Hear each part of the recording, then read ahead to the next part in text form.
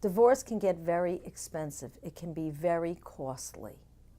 The whole goal of a divorce is to get an agreement that both you and your spouse can live with for the next several years or so forth, till the children grow up.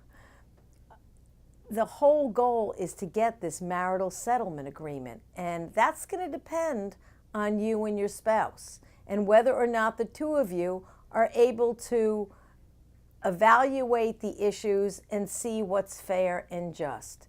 98% of the divorces in New Jersey end up in a marital settlement agreement.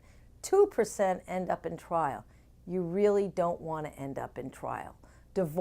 Trial of divorces are very time-consuming and very costly, and generally don't occur day after day after day. You might have one day in court and then wait a few more days and have another day, and it can get very costly, very time-consuming, very, very stressful.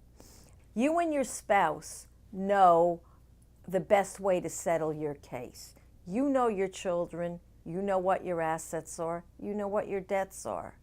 You want to make these decisions about your life, not have a judge make these decisions, because the judge doesn't know you very well and won't get to know you very well during the divorce process.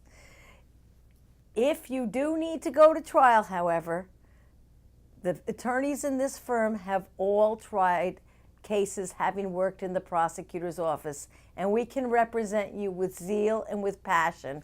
However, it's always better to settle your cases out of court, because this will keep your costs down to an acceptable level. Listen, if you're thinking about a divorce, give our office a call.